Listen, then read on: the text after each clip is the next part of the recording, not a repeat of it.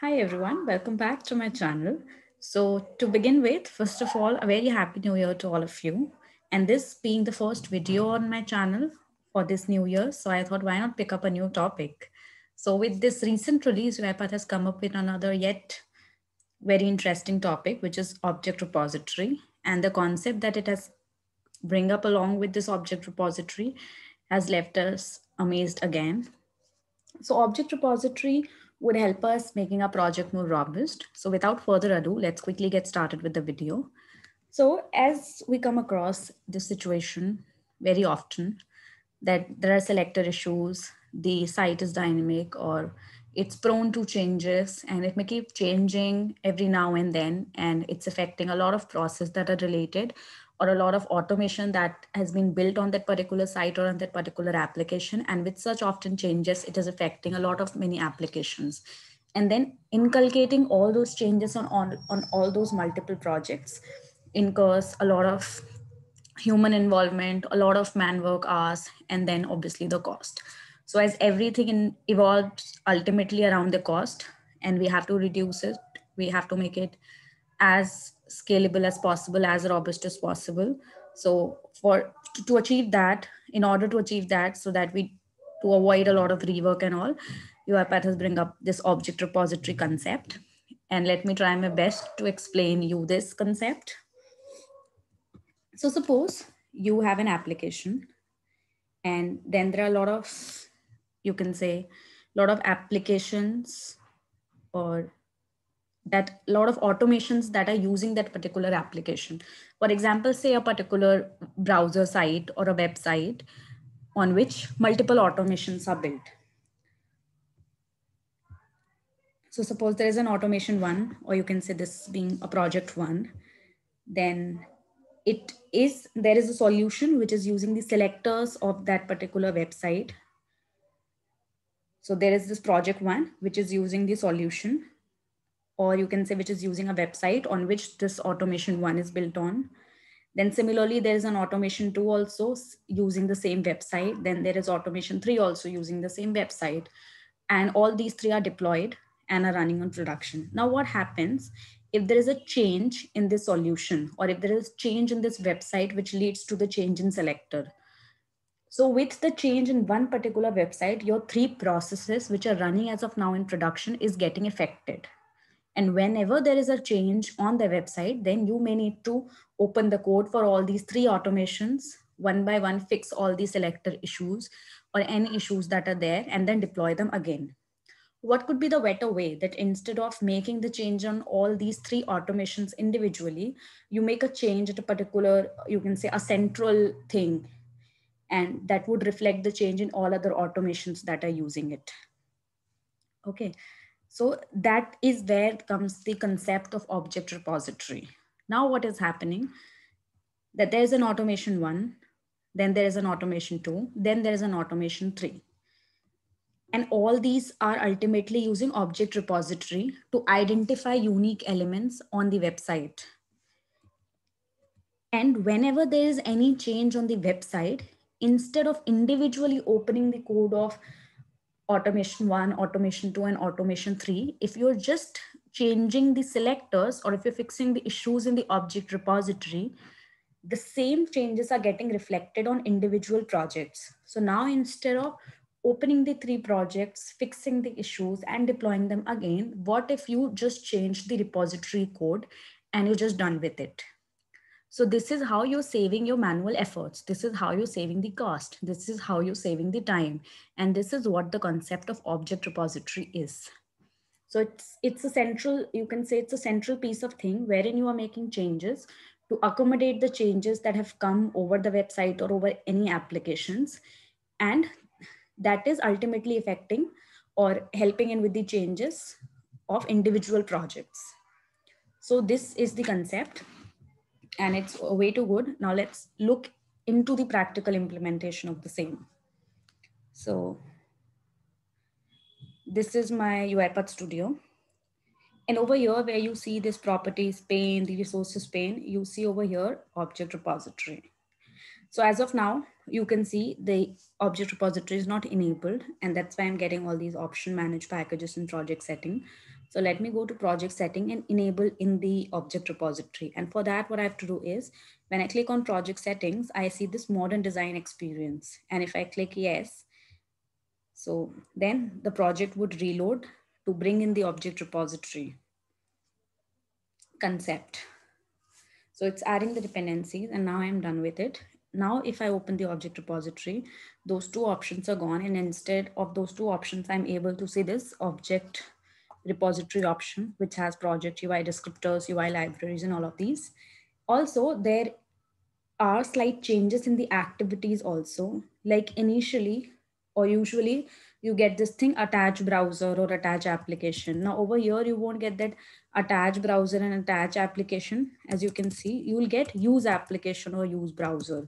So that is one of the changes. And there are similarly little bit changes in the activities, not exactly in the usage of those activities, but in the naming, and you can even say in the icon, with the object repository being loaded in your current project. Now let's see how to achieve what we actually want to achieve, making our project more dynamic. So as of now, just to demonstrate, I have used this rpachallenge.com website. So I'll tell you what I'll be showcasing, the way I would be showcasing you the usage of object repository.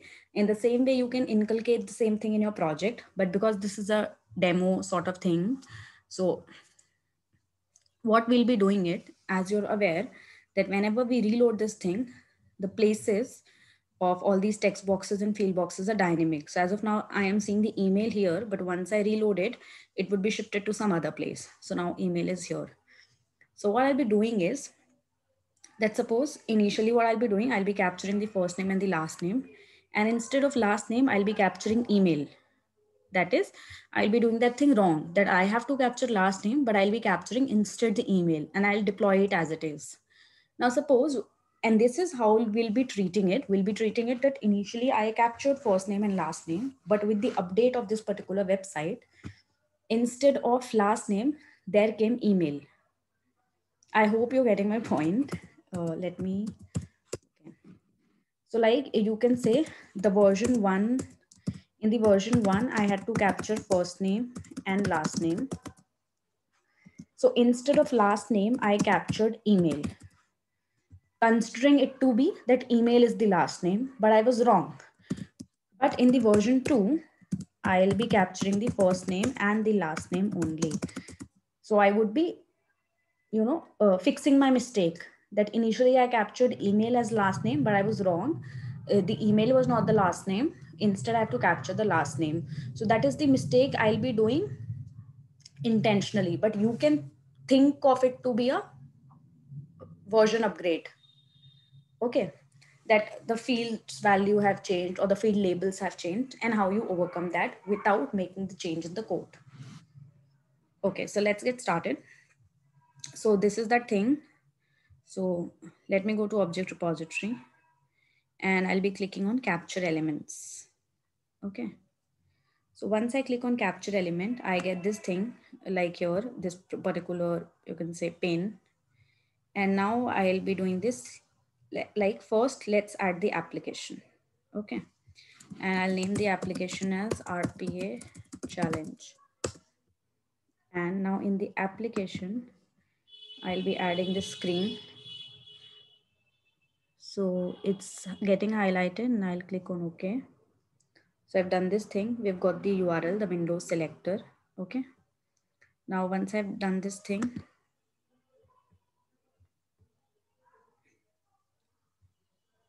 and let me click to save. So I've got this thing. Now in this, I'll be adding elements. Okay.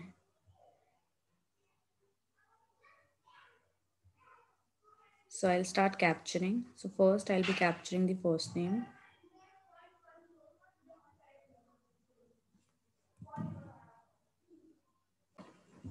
So now let's start capturing the first name. So I'll start the recording. Now if I come to this first name thing and I say, okay, this is the first name, capture it. So I'll just right click on it, and it is searching for auto anchors in this thing. Now, as we know that when we use anchor base, so we can have an anchor thing, and corresponding to that, we can have a selector. So similarly, we can have the same thing over here also. If we want to include an anchor thing or an anchor based thing, we can do that. If we want to skip it, we can do that. But as of now, we know that we would require an anchor because this thing is dynamic. So it's better if we keep an anchor corresponding to it. So once we select the text box for the first name, you even get this thing that you want this to be the anchor, or any other field to be the anchor. So I say I want this to be the anchor. And if I just right click on it, or I say, okay, this is the anchor.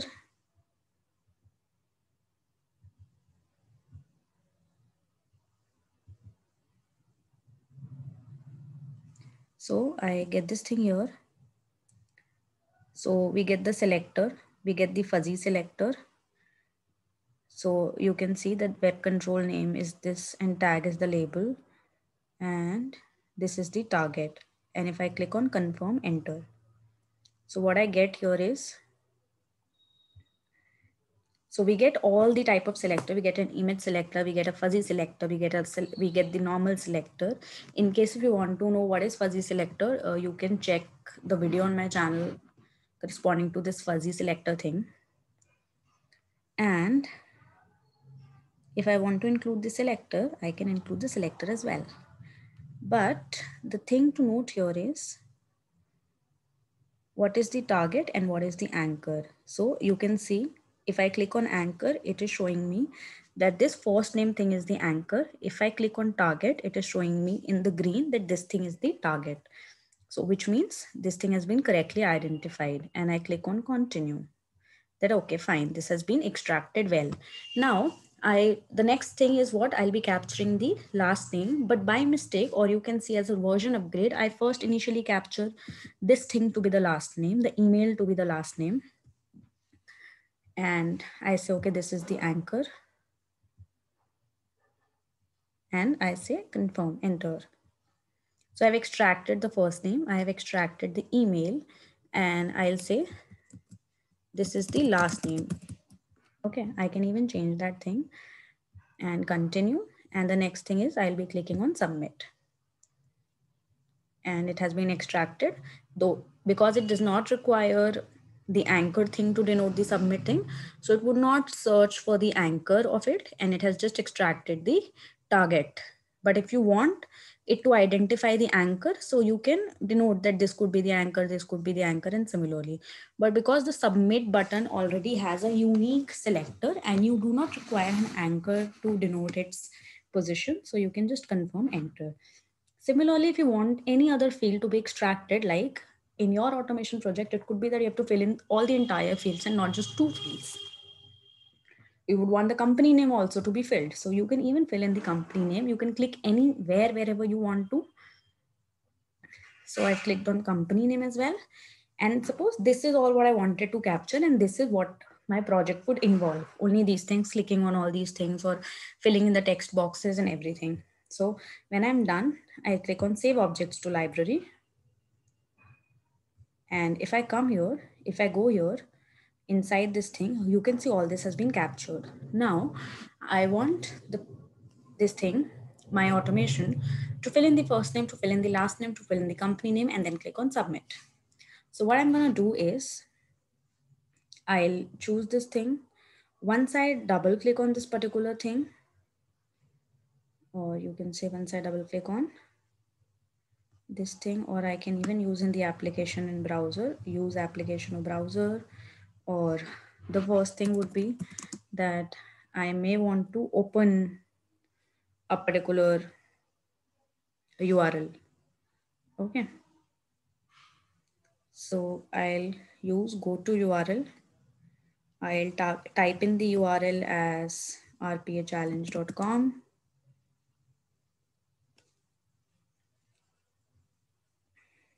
And let me pass in the URL as this.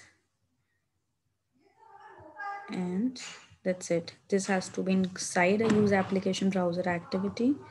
So I'll be dragging it inside here.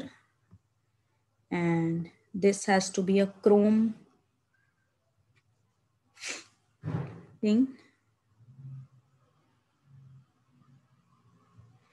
So it is saying that we can drag in uh, an activity from the object repository. So we'll be opening and dragging in the main screen over here. So we've done this thing and it has already captured the rpchallenge.com. So we need not to use this go to URL thing.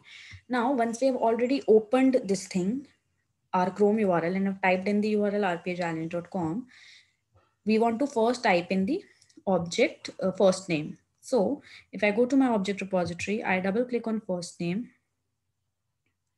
So I'll get all these things.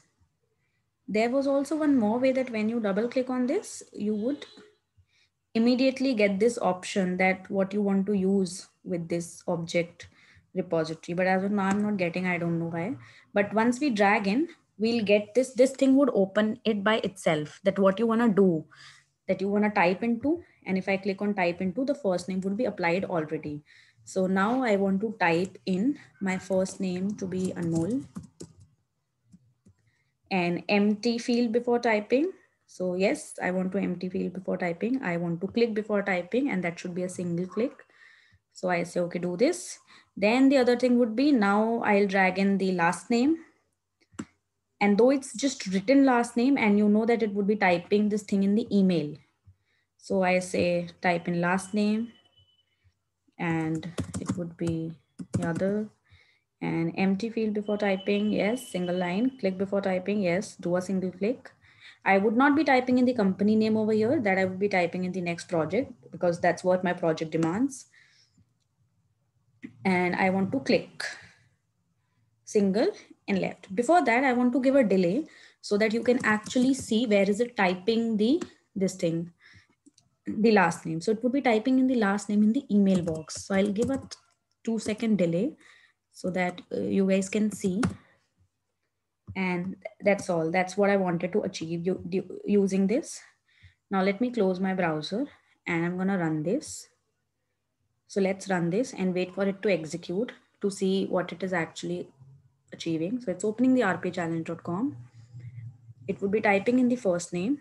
It would be typing in my last name in the emails box and would click on submit.